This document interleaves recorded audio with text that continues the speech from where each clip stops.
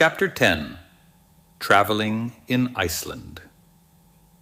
It ought, one would have thought, to have been night, even in the 65th parallel of latitude, but still the nocturnal illumination did not surprise me. For in Iceland, during the months of June and July, the sun never sets. The temperature, however, was very much lower than I expected. I was cold, but even that did not affect me so much as ravenous hunger. Welcome indeed, therefore, was the hut which hospitably opened its doors to us. It was merely the house of a peasant, but in the matter of hospitality, it was worthy of being the palace of a king. As we alighted at the door, the master of the house came forward, held out his hand, and without any further ceremony, signaled to us to follow him. We followed him, for to accompany him was impossible. A long, narrow, gloomy passage led into the interior of this habitation, made from beams roughly squared by the axe. This passage gave ingress to every room. The chambers were 4 in number: the kitchen, the workshop, where the weaving was carried on, the general sleeping chamber of the family, and the best room, to which strangers were especially invited. My uncle, whose lofty stature had not been taken into consideration when the house was built, contrived to knock his head against the beams of the roof. We were introduced into our chamber, a kind of large room with a hard earthen floor and lighted by a window, the panes of which were made of a sort of parchment from the intestines of sheep, very far from transparent. The bedding was composed of dry hay thrown into 2 long red wooden boxes ornamented with sentences painted in Icelandic. I really had no idea that we should be made so comfortable.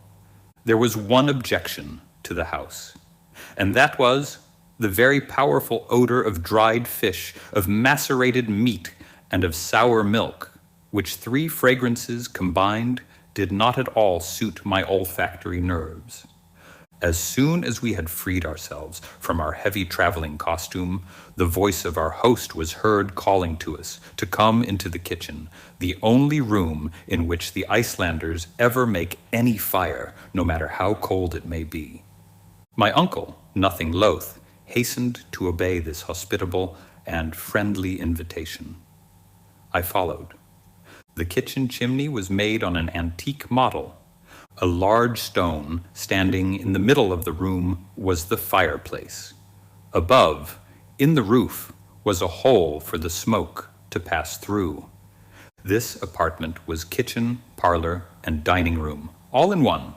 On our entrance, our worthy host, as if he had not seen us before, advanced ceremoniously, uttered a word which means "be happy," and then kissed both of us on the cheek. His wife followed, pronounced the same word with the same ceremonial. Then the husband and wife, placing their right hands upon their hearts, bowed profoundly. This excellent Icelandic woman was the mother of 19 children who, little and big, rolled, crawled, and walked about in the midst of volumes of smoke arising from the angular fireplace in the middle of the room. Every now and then I could see a fresh white head and a slightly melancholy expression of countenance peering at me through the vapor. Both my uncle and myself, however, were very friendly with the whole party, and before we were aware of it, there were 3 or 4 of these little ones on our shoulders, as many on our boxes, and the rest hanging about our legs. Those who could speak kept crying out, "Selvertu," in every possible and impossible key. Those who did not speak only made all the more noise. This concert was interrupted by the announcement of supper. At this moment, our worthy guide, the eider duck hunter, came in after seeing to the feeding and stabling of the horses, which consisted in letting them loose to browse on the stunted green of the Icelandic prairies. There was little for them to eat, but moss and some very dry and innutritious grass. Next day, they were ready before the door, sometime before we were. "Welcome," said Hans. Then tranquilly, with the air of an automaton, without any more expression, in one kiss than another, he embraced the host and hostess and their 19 children. This ceremony concluded to the satisfaction of all parties. We all sat down to table, that is, 24 of us, somewhat crowded. Those who were best off had only 2 juveniles on their knees. As soon, however, as the inevitable soup was placed on the table, the natural taciturnity, common even to Icelandic babies, prevailed over all else. Our host filled our plates with a portion of lichened soup of Iceland moss, of by no means disagreeable flavor, an enormous lump of fish floating in sour butter. After that there came some skyr, a kind of curds and whey, served with biscuits and juniper berry juice. To drink we had blanda, skimmed milk with water. I was hungry, so hungry that by way of dessert I finished up with a basin of thick oaten porridge. As soon as the meal was over, the children disappeared, whilst the grown people sat around the fireplace, on which was placed turf, heather, cow dung, and dried fish bones. As soon as everybody was sufficiently warm, a general dispersion took place, all retiring to their respective couches. Our hostess offered to pull off our stockings and trousers according to the custom of the country, but as we graciously declined to be so honored, she left us to our bed of dry fodder. Next day, at 5 a.m, we took our leave of these hospitable peasants.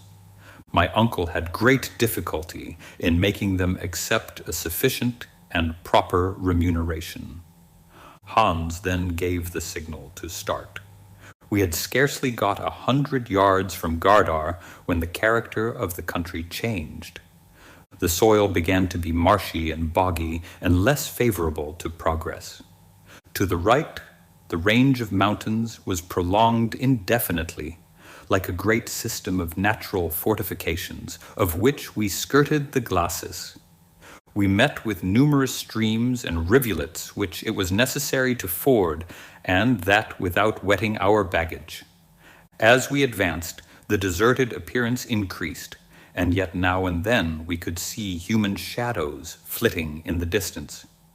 When a sudden turn of the track brought us within easy reach of one of these specters, I felt a sudden impulse of disgust at the sight of a swollen head, with shining skin, utterly without hair, and whose repulsive and revolting wounds could be seen through his rags.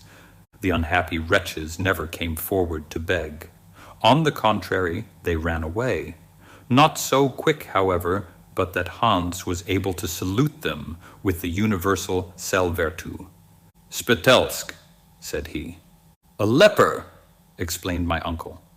The very sound of such a word caused a feeling of repulsion. The horrible affliction known as leprosy, which has almost vanished before the effects of modern science, is common in Iceland. It is not contagious, but hereditary, so that marriage is strictly prohibited to these unfortunate creatures. These poor lepers did not tend to enliven our journey, the scene of which was inexpressibly sad and lonely. The very last tufts of grassy vegetation appeared to die at our feet. Not a tree was to be seen, except a few stunted willows about as big as blackberry bushes. Now and then we watched a falcon soaring in the gray and misty air, taking his flight towards warmer and sunnier regions. I could not help feeling a sense of melancholy come over me. I sighed for my own native land and wished to be back with Gretchen. We were compelled to cross several little fjords and at last came to a real gulf. The tide was at its height, and we were able to go over at once and reach the hamlet of Alftanes about a mile farther. That evening, after fording the Alpha and the Hetta, 2 rivers rich in trout and pike, we were compelled to pass the night in a deserted house, worthy of being haunted by all the fays of Scandinavian mythology. The King of Cold had taken up his residence there and made us feel his presence all night. The following day was remarkable by its lack of any particular incidents. Always the same damp and swampy soil, the same dreary uniformity, the same sad and monotonous aspect of scenery. In the evening, having accomplished the half of our projected journey, we slept at the Annexia of Krosholt. For a whole mile we had under our feet nothing but lava. This disposition of the soil is called hraun. The crumbled lava on the surface was in some instances like ship cables stretched out horizontally, in others coiled up in heaps. An immense field of lava came from the neighboring mountains, all extinct volcanoes, but whose remains showed what once they had been. Here and there could be made out the steam from hot water springs. There was no time, however, for us to take more than a cursory view of these phenomena. We had to go forward with what speed we might. Soon the soft and swampy soil again appeared under the feet of our horses, while at every 100 yards we came upon one or more small lakes. Our journey was now in a westerly direction. We had, in fact, swept round the great bay of Faxa, and the twin white summits of Sneffels rose to the clouds at a distance of less than 5 miles. The horses now advanced rapidly. The accidents and difficulties of the soil no longer checked them. I confess that fatigue began to tell severely upon me, but my uncle was as firm and as hard as he had been on the first day. I could not help admiring both the excellent professor and the worthy guide, for they appeared to regard this rugged expedition as a mere walk. On Saturday, the 20th of June, at 6 o'clock in the evening, we reached Budir, a small town picturesquely situated on the shore of the ocean, and here the guide asked for his money. My uncle settled with him immediately.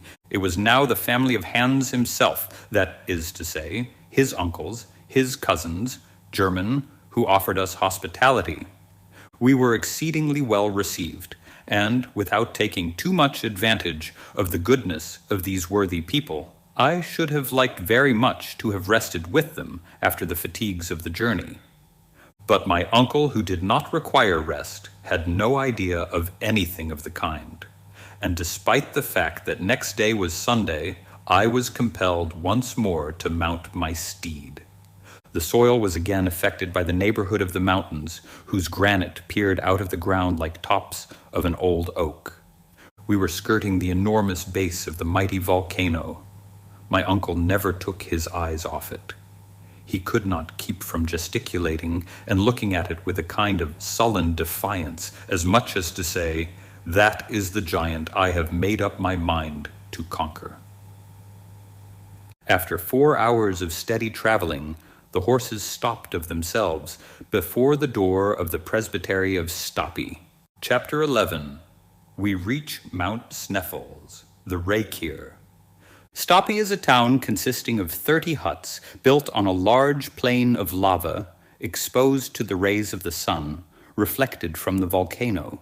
It stretches its humble tenements along the end of a little fjord, surrounded by a basaltic wall of the most singular character. Basalt is a brown rock of igneous origin. It assumes regular forms, which astonish by their singular appearance. Here we found nature proceeding geometrically and working quite after a human fashion, as if she had employed the plummet line, the compass, and the rule. If elsewhere she produces grand artistic effects by piling up huge masses without order or connection, and if elsewhere we see truncated cones, imperfect pyramids with an odd succession of lines, here, as if wishing to give a lesson in regularity and preceding the architects of the early ages, she has erected a severe order of architecture, which neither the splendors of Babylon nor the marvels of Greece ever surpassed. I had often heard of the Giant's Causeway in Ireland and of Fingal's Cave in one of the Hebrides, but the grand spectacle of a real basaltic formation had never yet come before my eyes. This at Stapi gave us an idea of one in all its wonderful beauty and grace. The wall of the fjord, like nearly the whole of the peninsula, consisted of a series of vertical columns in height about 30 feet. These upright pillars of stone of the finest proportions supported an archivolt of horizontal columns which formed a kind of half-vaulted roof above the sea. At certain intervals, and below this natural basin, the eye was pleased and surprised by the sight of oval openings, through which the outward waves came thundering in volleys of foam. Some banks of basalt, torn from their fastenings by the fury of the waves, lay scattered on the ground like the ruins of an ancient temple, ruins eternally young, over which the storms of ages swept without producing any perceptible effect. This was the last stage of our journey. Hans had brought us along with fidelity and intelligence, and I began to feel somewhat more comfortable when I reflected that he was to accompany us still farther on our way. When we halted before the house of the rector, a small and incommodious cabin, neither handsome nor more comfortable than those of his neighbors, I saw a man in the act of shoeing a horse, a hammer in his hand, and a leather apron tied round his waist. "Be happy," said the eiderdown hunter, using his national salutation in his own language. "Goddag, good day," replied the former in excellent Danish. "Kierkegaard," cried Hans, turning round and introducing him to my uncle. "The rector," repeated the worthy professor. "It appears, my dear Harry, that this worthy man is the rector and is not above doing his own work." During the speaking of these words, the guide intimated to the Kierkegaard what was the true state of the case. The good man, ceasing from his occupation, gave a kind of hallo, upon which a tall woman, almost a giantess, came out of the hut. She was at least 6 feet high, which in that region is something considerable. My first impression was one of horror. I thought she had come to give us the Icelandic kiss. I had, however, nothing to fear, for she did not even show much inclination to receive us into her house. The room devoted to strangers appeared to me to be by far the worst in the presbytery. It was narrow, dirty, and offensive. There was, however, no choice about the matter. The rector had no notion of practicing the usual cordial and antique hospitality. Far from it. Before the day was over, I found we had to deal with a blacksmith, a fisherman, a hunter, a carpenter, anything but a clergyman. It must be said in his favor that we had caught him on a weekday. Probably he appeared to greater advantage on the Sunday. These poor priests receive from the Danish government a most ridiculously inadequate salary and collect 1/4 of the tithe of their parish, not more than 60 marks current, or about 30 pounds sterling. Hence, the necessity of working to live. In truth, we soon found that our host did not count civility among the cardinal virtues. My uncle soon became aware of the kind of man he had to deal with. Instead of a worthy and learned scholar, he found a dull, ill-mannered peasant. He therefore resolved to start on his great expedition as soon as possible. He did not care about fatigue, and resolved to spend a few days in the mountains. The preparations for our departure were made the very next day after our arrival at Stapi. Hans now hired 3 Icelanders to take the place of the horses, which could no longer carry our luggage. When, however, these worthy islanders had reached the bottom of the crater, they were to go back and leave us to ourselves. This point was settled before they would agree to start. On this occasion, my uncle partly confided in Hans, the eider duck hunter, and gave him to understand that it was his intention to continue his exploration of the volcano to the last possible limits. Hans listened calmly and then nodded his head. To go there, or elsewhere, to bury himself in the bowels of the earth, or to travel over its summits, was all the same to him. As for me, amused and occupied by the incidents of travel, I had begun to forget the inevitable future. But now I was once more destined to realize the actual state of affairs. What was to be done? Run away. But if I really had intended to leave Professor Hardwigg to his fate, it should have been at Hamburg and not at the foot of Sneffels. One idea, above all others, began to trouble me. A very terrible idea, and one calculated to shake the nerves of a man even less sensitive than myself. Let us consider the matter, I said to myself. We are going to ascend the Sneffels mountain, well and good. We are about to pay a visit to the very bottom of the crater, good, still. Others have done it and did not perish from that course. That, however, is not the whole matter to be considered. If a road does really present itself, by which to descend into the dark and subterraneous bowels of Mother Earth, if this thrice unhappy Saknussemm has really told the truth, we shall be most certainly lost in the midst of the labyrinth of subterraneous galleries of the volcano. Now, we have no evidence to prove that Sneffels is really extinct. What proof have we that an eruption is not shortly about to take place? Because the monster has slept soundly since 1219, does it follow that he is never to wake? If he does wake, what is to become of us?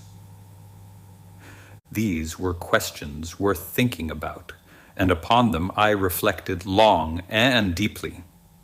I could not lie down in search of sleep without dreaming of eruptions. The more I thought, the more I objected to be reduced to the state of dross and ashes. I could stand it no longer, so I determined at last to submit the whole case to my uncle in the most adroit manner possible and under the form of some totally irreconcilable hypothesis.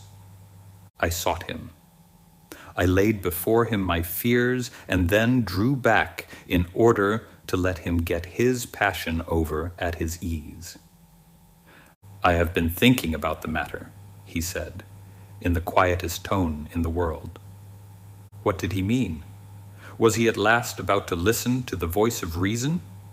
Did he think of suspending his projects? It was almost too much happiness to be true. I, however, made no remark. In fact, I was only too anxious not to interrupt him, and allowed him to reflect at his leisure. After some moments, he spoke out. I have been thinking about the matter, he resumed. Ever since we have been at Stapi, my mind has been almost solely occupied with the grave question which has been submitted to me by yourself. For nothing would be unwiser and more inconsistent than to act with imprudence. I heartily agree with you, my dear uncle, was my somewhat hopeful rejoinder. It is now 600 years since Sneffels has spoken, but though now reduced to a state of utter silence, he may speak again. New volcanic eruptions are always preceded by perfectly well-known phenomena. I have closely examined the inhabitants of this region. I have carefully studied the soil, and I beg to tell you emphatically, my dear Harry, there will be no eruption at present. As I listened to his positive affirmations, I was stupefied and could say nothing. I see you doubt my word, said my uncle. Follow me. I obeyed mechanically. Leaving the presbytery, the professor took a road through an opening in the basaltic rock, which led far away from the sea. We were soon in open country. If we could give such a name to a place all covered with volcanic deposits. The whole land seemed crushed under the weight of enormous stones, of trap, of basalt, of granite, of lava, and of all other volcanic substances. I could see many spouts of steam rising in the air. These white vapors, called in the Icelandic language reykir, come from hot water fountains and indicate by their violence the volcanic activity of the soil. Now the sight of these appeared to justify my apprehension. I was, therefore, all the more surprised and mortified when my uncle thus addressed me. "You see all this smoke, Harry, my boy?" "Yes, sir." "Well, as long as you see them thus, you have nothing to fear from the volcano." "How can that be?" "Be careful to remember this," continued the professor. "At the approach of an eruption, these spouts of vapor redouble their activity, to disappear altogether during the period of volcanic eruption. For the elastic fluids, no longer having the necessary tension, seek refuge in the interior of the crater, instead of escaping through the fissures of the earth. If, then, the steam remains in its normal or habitual state, if their energy does not increase, and if you add to this the remark that the wind is not replaced by heavy atmospheric pressure and dead calm, you may be quite sure that there is no fear of any immediate eruption. But enough, my boy. When science has sent forth her fiat, it is only to hear and obey." I came back to the house quite downcast and disappointed. My uncle had completely defeated me with his scientific arguments.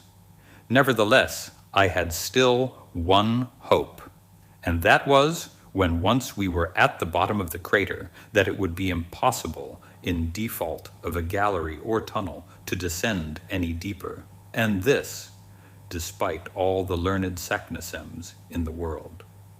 I passed the whole of the following night with a nightmare on my chest, and after unheard-of miseries and tortures, found myself in the very depths of the earth, from which I was suddenly launched into planetary space, under the form of an eruptive rock.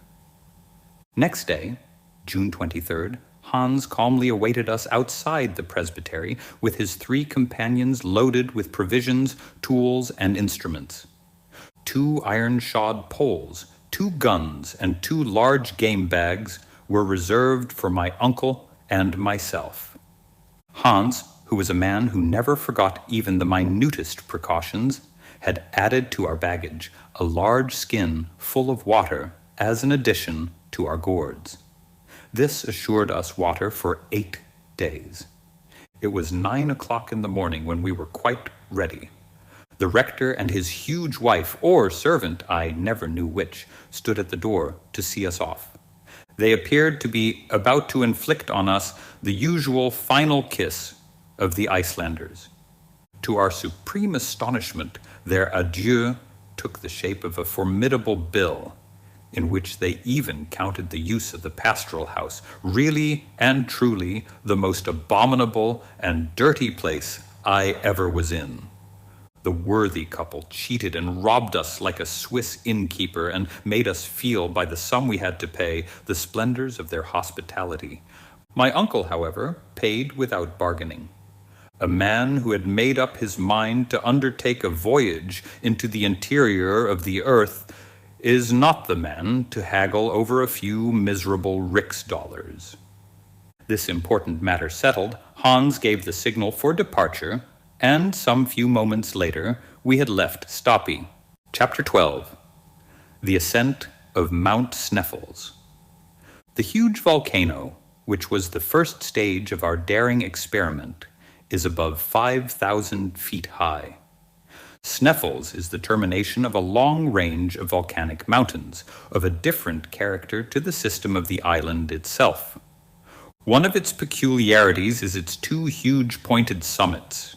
From whence we started, it was impossible to make out the real outlines of the peak against the gray field of sky.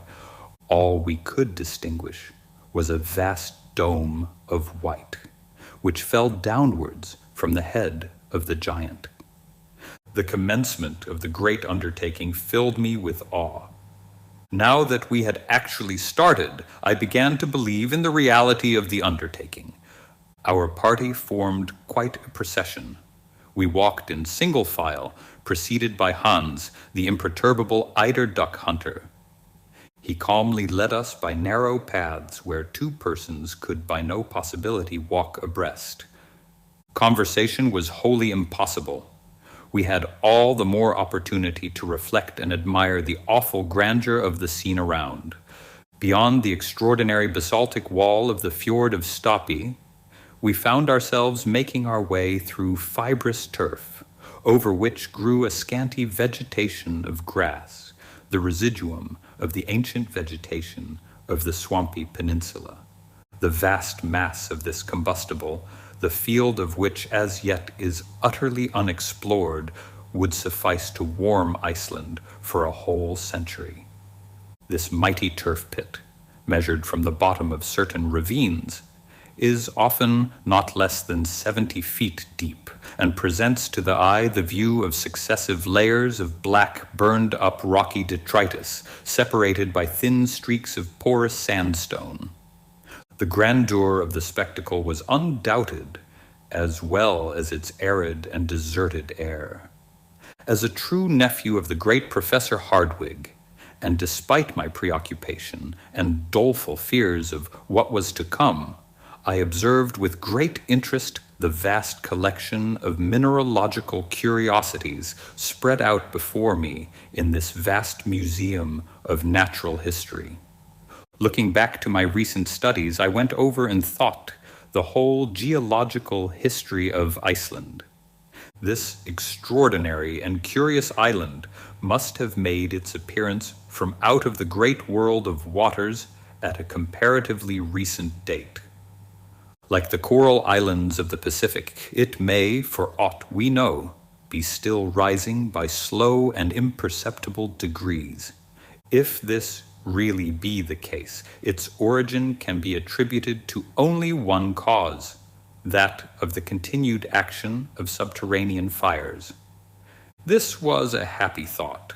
If this were true, away with the theories of Sir Humphrey Davy, away with the authority of the parchment of Arne Saknussemm, the wonderful pretensions to discovery on the part of my uncle, and to our journey. All must end in smoke. Charmed with the idea, I began more carefully to look about me. A serious study of the soil was necessary to negative or confirm my hypothesis. I took in every item of what I saw, and I began to comprehend the succession of phenomena which had preceded its formation. Iceland, being absolutely without sedimentary soil, is composed exclusively of volcanic tufa, that is to say, of an agglomeration of stones and of rocks of a porous texture. Long before the existence of volcanoes, it was composed of a solid body of massive trap rock lifted bodily and slowly out of the sea by the action of the centrifugal force at work in the earth. The internal fires, however, had not as yet burst their bounds and flooded the exterior cake of Mother Earth with hot and raging lava. My readers must excuse this brief and somewhat pedantic geological lecture, but it is necessary to the complete understanding of what follows. At a later period in the world's history, a huge and mighty fissure must, reasoning by analogy, have been dug diagonally from the southwest to the northeast of the island, through which, by degrees, flowed the volcanic crust. The great and wondrous phenomenon then went on without violence. The outpouring was enormous, and the seething fused matter ejected from the bowels of the earth spread slowly and peacefully in the form of vast level plains, or what are called mamelons, or mounds. It was at this epoch that the rocks called feldspars, syenites, and porphyries appeared. But as a natural consequence of this overflow, the depth of the island increased. It can readily be believed what an enormous quantity of elastic fluids were piled up within its center when at last it afforded no other openings after the process of cooling the crust had taken place. At length, a time came when, despite the enormous thickness and weight of the upper crust, the mechanical forces of the combustible gases below became so great that they actually upheaved the weighty back and made for themselves huge and gigantic shafts. Hence, the volcanoes, which suddenly arose through the upper crust, and next, the craters, which burst forth at the summit of these new creations. It will be seen that the first phenomena in connection with the formation of the island were simply eruptive. To these, however, shortly succeeded the volcanic phenomena. Through the newly formed openings escaped the marvelous mass of basaltic stones with which the plain we were now crossing was covered. We were trampling our way over heavy rocks of dark gray color, which, while cooling, had been molded into six-sided prisms. In the back distance, we could see a number of flattened cones, which formerly were so many fire-vomiting mouths. After the basaltic eruption was appeased and set at rest, the volcano, the force of which increased with that of the extinct craters, gave free passage to the fiery overflow of lava and to the mass of cinders and pumice stone now scattered over the sides of the mountain, like disheveled hair on the shoulders of a bacchante. Here, in a nutshell, I had the whole history of the phenomena from which Iceland arose. All take their rise in the fierce action of interior fires, and to believe that the central mass did not remain in a state of liquid fire, white hot, was simply and purely madness. This being satisfactorily proved, QED, what insensate folly to pretend to penetrate into the interior of the mighty earth. This mental lecture delivered to myself while proceeding on a journey did me good.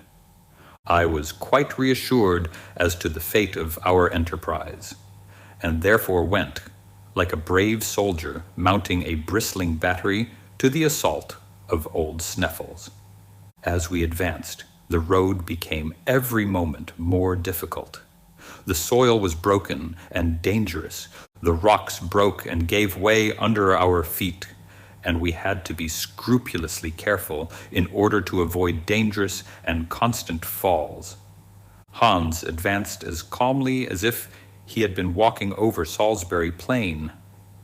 Sometimes he would disappear behind huge blocks of stone, and we momentarily lost sight of him.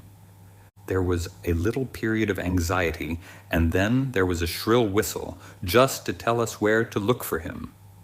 Occasionally, he would take it into his head to stop to pick up lumps of rock and silently pile them up into small heaps in order that we might not lose our way on our return. He had no idea of the journey we were about to undertake. At all events, the precaution was a good one, though how utterly useless and unnecessary, but I must not anticipate. 3 hours of terrible fatigue, walking incessantly, had only brought us to the foot of the great mountain. This will give some notion of what we had still to undergo. Suddenly, however, Hans cried a halt.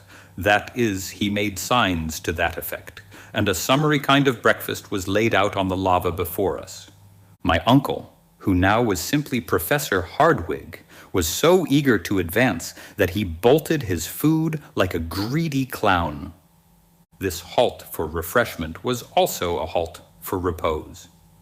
The professor was therefore compelled to wait the good pleasure of his imperturbable guide, who did not give the signal for departure for a good hour.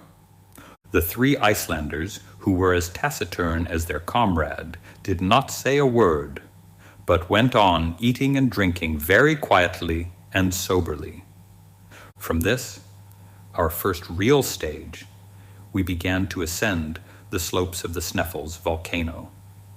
Its magnificent snowy nightcap, as we began to call it by an optical delusion very common in mountains, appeared to me to be close at hand, and yet how many long, weary hours must elapse before we reached its summit.